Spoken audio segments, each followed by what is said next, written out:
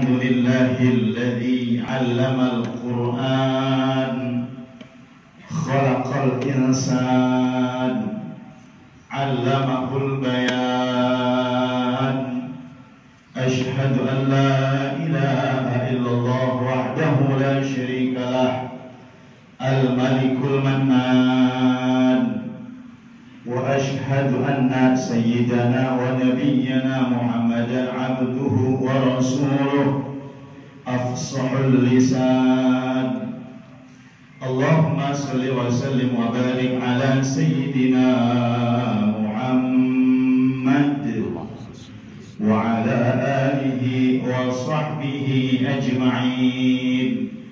Amma ba'du, faqad qala Allah ta'ala fi kitabihil karim, a'udzu billahi minasy syaithanir rajim. Bismillahirrahmanirrahim. Ya ayyuhalladzina amanu taqullaha haqqa tuqatih wa la tamutunna illa wa antum muslimun. Shadaqallahul azim. Ma'asyiral muslimin, sidang Jumat yang berbahagia. Pertama, mari sama-sama kita berucap syukur kehadirat Allah Subhanahu wa taala atas karunia-Nya yang begitu banyak yang Allah berikan kepada kita, sehingga kita dapat melangkahkan kaki ini ke Masjid As-Salam ini untuk sama-sama melaksanakan ibadah sholat Jumat berjamaah. Mudah-mudahan segala aktivitas ibadah kita, baik yang wajib ataupun yang sunnah, diterima oleh Allah Subhanahu wa ta'ala. Sholawat serta salam semoga tercurah ke haribaan junjungan baginda Rasulullah sallallahu alaihi wasallam. Beliaulah yang telah mendobrak pintu-pintu kebatilan menuju pintu ridha Allah Subhanahu wa ta'ala. Saudara-saudara kaum muslimin jamaah sidang Jumat yang berbahagia, melalui mimbar yang sangat mulia ini, Al-Faqir sebagai khatib pada Jumat kali ini menyampaikan satu wasiat. Mari sama-sama kita tingkatkan kualitas iman dan takwa kita kepada Allah Subhanahu wa ta'ala. Takwa adalah imtithalu awamirillah wa ijtinabun nawahi, yaitu melaksanakan segala perintah-perintah Allah Subhanahu wa ta'ala dan menjauhi larangan-larangan Allah Subhanahu wa ta'ala. Hadirin jamaah sidang Jumat yang berbahagia, dalam bahasa Arab, Al-Quran berakar kata dari kata qara'a yaqra'u Qur'an, yang artinya adalah bacaan. Suatu bacaan yang sangat mulia yang merupakan firman Allah Subhanahu wa ta'ala. Bahkan dalam kitab Tanwirul Qulub dijelaskan bahwa annal Qur'ana unzila 'ala Nabi sallallahu alaihi wasallam bil lafzi wal ma'na al muta'abbadu bi tilawatihi wa i'jazil khalqi 'anil ityani bi mithli aqsari suwari minhu. Al-Qur'an itu adalah kalamullah, firman Allah Subhanahu wa ta'ala yang diturunkan kepada Nabi Muhammad sallallahu alaihi wasallam bil lafzi wal makna, dengan lafaz dan maknanya, kemudian membacanya dinilai suatu ibadah dan mengandung mukjizat yang dapat melemahkan semua makhluk untuk bisa membuat bacaan surat yang paling pendek daripadanya. Maka sampai saat ini baik dari bangsa jin dan manusia, tak ada satupun makhluk yang bisa atau menyerupai atau menandingi Al-Quran. Pernah dahulu kala ada seorang yang bernama Musailamah Al-Kadzdzab. Ini seorang pendusta yang ngaku-ngaku sebagai nabi. Dia buat satu gubahan syair namanya Al-Difda. Al-Difda itu artinya kodok. Dia buat gubahan syair ini rupanya untuk apa? Untuk menandingi Al-Quran yang sesungguhnya di Al-Quran ada surah namanya surah Al-Fil yang artinya adalah gajah. Tapi nyatanya tidak sama dengan Al-Quran Al-Karim. hanya sebuah syair saja. Oleh karena itu Allah sudah berfirman, Inna nahnu nazzalna dzikra wa inna lahu lahafizun. Kamilah yang menurunkan az-zikra ay Al-Quran, dan sesungguhnya kami pula lah yang akan menjaga Al-Quran.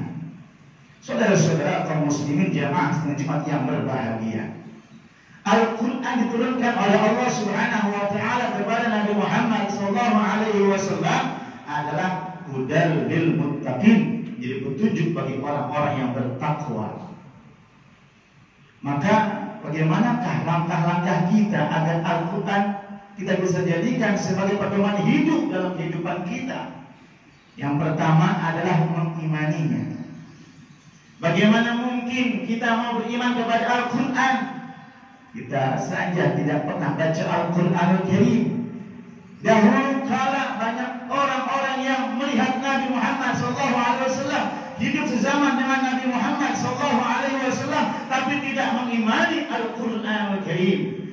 Tapi kita sebagai umat yang jauh hidupnya dari Nabi Muhammad SAW, kita meyakini apa yang dibawa oleh baginda Rasulullah SAW yang diturunkan oleh Allah Subhanahu wa taala kepada malaikat Jibril hingga kepada Nabi Muhammad hingga kepada kita yang disebut dengan Al-Quran, kita imani betul-betul.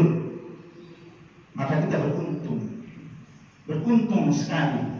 Walaupun kita hidup tidak sezaman dengan Nabi, tidak pernah duduk berbarengan dengan Nabi, tidak pernah melihat wajah Nabi, tapi kita sesungguhnya mengimani apa yang dibawa oleh Nabi Muhammad SAW. Maka imanilah betul-betul. Yang kedua, bagaimanakah Al-Quran itu agar kita jadikan sebagai pedoman hidup? Yang kedua adalah membacanya.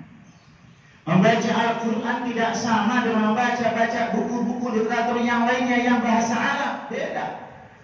Harus tahu makharijul hurufnya, sifatul hurufnya, fasohahnya, tahsinnya. Harus baik. Izharnya, ikhfa'nya, idghamnya, madnya. Bagaimana cara pengeluaran huruf yang baik sehingga lembut keluarnya huruf tersebut. Dari huruf alif sampai ya kita pelajari betul-betul.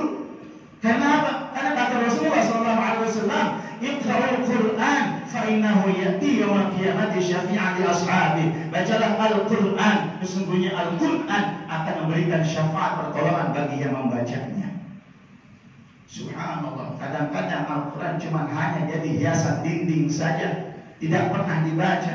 Ajari anak-anak kita Al-Quran sebelum mereka mengetahui pelajaran-pelajaran yang lain. Maka ajarkanlah anak-anak kita untuk bisa membaca Al-Quranul Karim. Bahkan sekarang sudah banyak berdiri pondok-pondok pesantren yang menyelenggarakan tahfizul Quran. Bahkan juz 1, 29, 30 atau 30 juz. Membaca Al-Quran itu betul-betul harus dengan talaki. Apa talaki itu artinya? Harus berjumpa dengan seorang guru. Karena apa? Karena penyebutan huruf itu dilihat dari bibirnya seorang guru. Umpama menyebut huruf do saja harus bagus. Do, ro, ha, itu harus beda antara satu huruf dengan huruf yang lainnya. Maka kalau bisa juga punya guru yang bersanad langsung kepada baginda Rasulullah SAW, akan dapat barokahnya.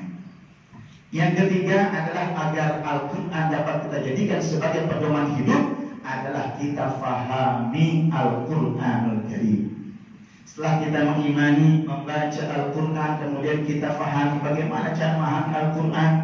Tentunya agar kita dapat paham, baca terjemahnya, baca tafsir-tafsirnya, sehingga kita bisa amalkan. Dengan kita pahami betul-betul, insya Allah dapat kita aplikasikan dalam kehidupan kita sehari-hari. Dan yang terakhir, yang keempat adalah kita amalkan dalam kehidupan kita sehari-hari.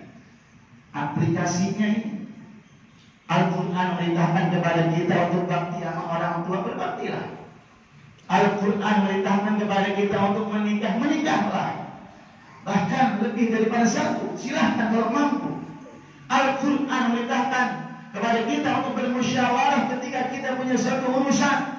Al-Quran memerintahkan kepada kita untuk saling tolong-menolong di antara sesama. Al-Quran melarang kita untuk berzina, maka tinggalkanlah. Al-Quran melarang kita untuk bermabuk-mabukan, maka tinggalkanlah.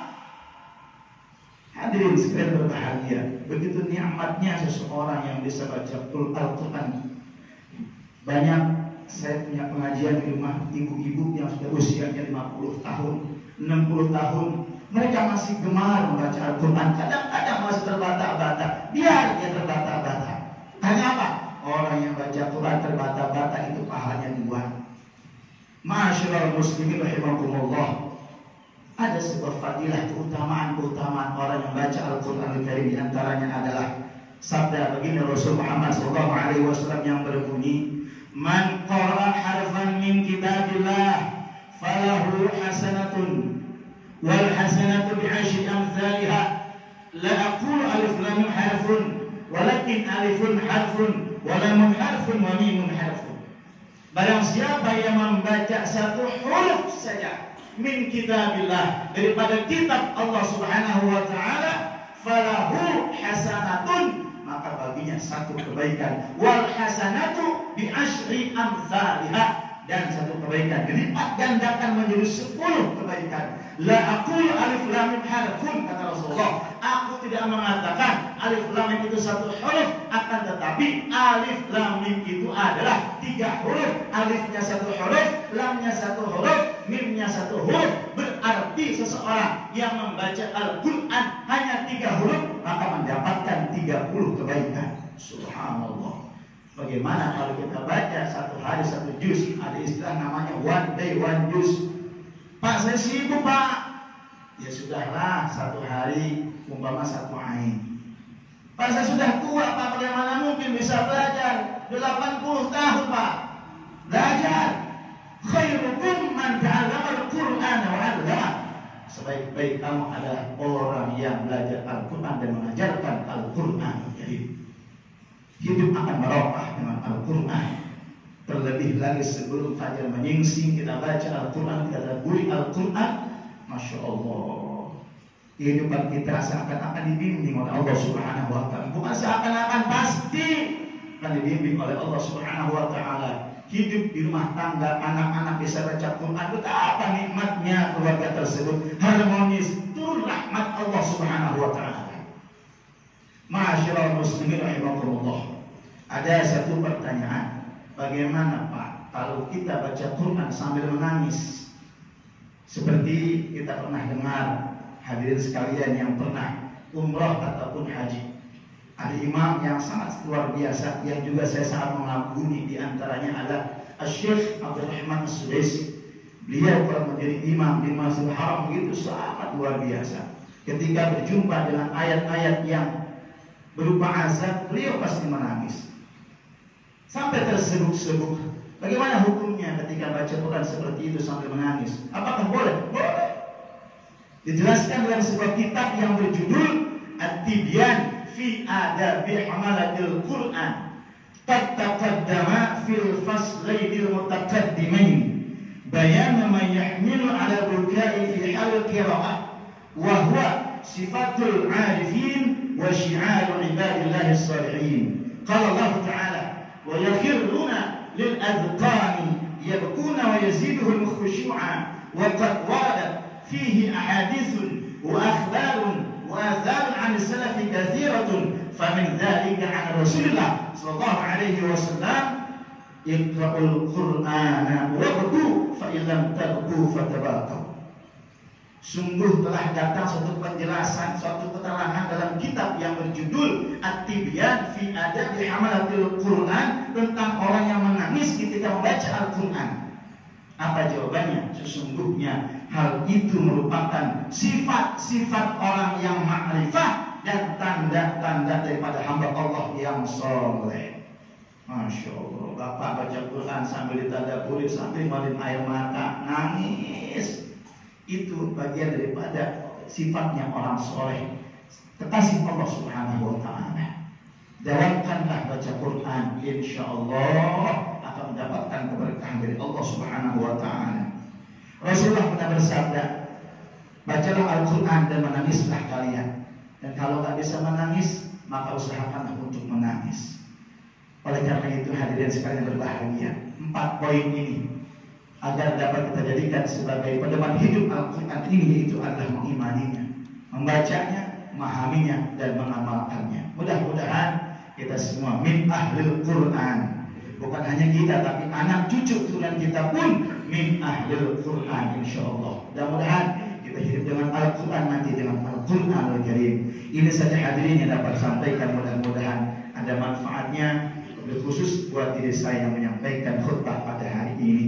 Barakallahu li wa lakum fil Qur'anil azim wa nafa'ani wa iyyakum bima fihi minal ayati wa dzikril hakim wa taqabbala minni wa minkum tilawatahu innahu was sami'ul alim wa qul rabbi ighfir warham wa anta khairur rahimin.